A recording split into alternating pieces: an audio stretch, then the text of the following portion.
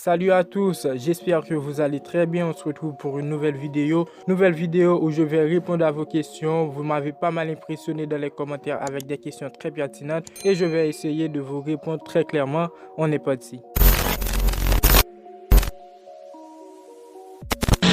Avant de passer avec les questions, sache que ici je donne mon avis, je vais répondre à la façon dont je vois les choses. Alors il y a zéro moyen de m'en vouloir. Si vous n'êtes pas d'accord, allez dans les commentaires, exprimez-vous et on pourrait discuter très tranquillement. Comme dans chaque épisode, je vous pose une petite question à laquelle je vais répondre en fin de vidéo. La question pour aujourd'hui est: pensez-vous que Tchouaméni pourra s'imposer au Real Madrid? J'attends vos avis dans les commentaires et surtout n'oubliez pas de rester jusqu'à la fin de la vidéo pour ne pas louper mon avis et ça soutenir beaucoup la chaîne. On commence avec la première question. J'ai fait un classement de 3. J'ai oublié de le mentionner au début de la vidéo, mais bon, c'est pas grave.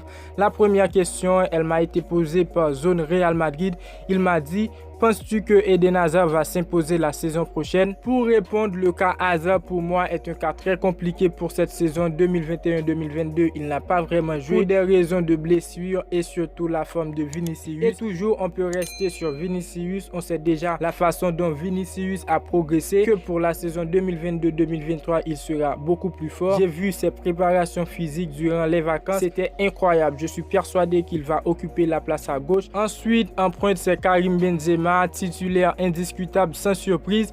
Il reste la droite qui, je pense, n'a pas vraiment un joueur déjà clé. Mais Hazard, il est moins bon dans cette place. On a dans cet effectif un Rodrigo, un Valverde et aussi Asensio malgré les rumeurs de départ. Je ne sais pas vraiment où ça en est, mais je pense que ces joueurs-là, ils pourront bien gérer, bien faire le job. Alors Hazard, il a fait des déclarations comme quoi il viendra plus fort, il va devenir comme il était. Bon, c'est pas impossible, mais je pense bien que s'il est très motivé, déterminé, il peut réussir. Mais pour cette saison 2022-2023, s'imposer pour moi, c'est non. Hazard, il ne sera pas titulaire. Par contre, il aura du temps de jeu. Ancelotti va l'utiliser, je pense, en pointe pour donner un peu d'air à Benzema en raison de la Coupe du Monde qui arrive après, ce que je pense une très bonne idée. Mais je ne pense pas qu'il va s'imposer pour cette saison. On prend la deuxième question, une question de la part de Actualité Real Madrid.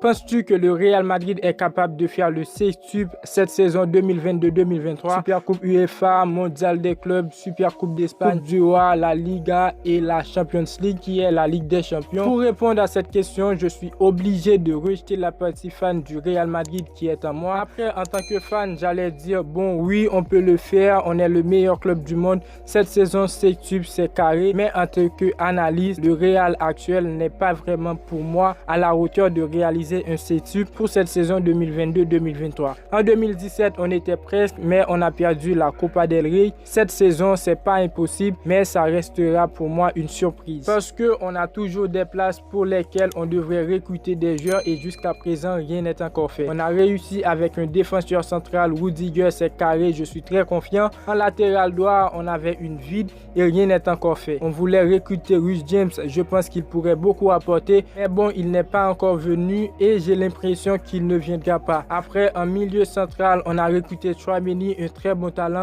Il a signé, c'est le plus gros transfert de cet été, 100 millions d'euros en tant que transfert du Real Madrid. Reste à savoir comment Ancelotti va l'utiliser. Encore une vide en attaque, je ne sais pas qui va venir. Je pense qu'on a grande chance de voir les mêmes attaquants. Alors, c'est difficile pour moi de parler de sextuple pour cette saison. Et on termine avec la troisième question, une question de Ganza. Je ne sais pas si la prononciation passe bien, mais Ganza, il m'a dit: tu penses que le Real Madrid devrait jouer sur quelle disposition avec l'arrivée de Rudiger?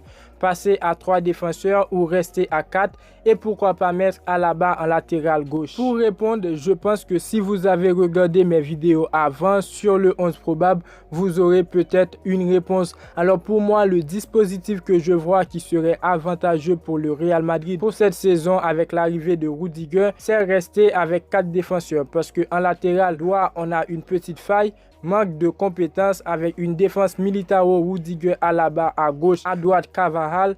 ou encore le petit Vinicius Tobias qui a débuté la pré-saison aux côtés des grands.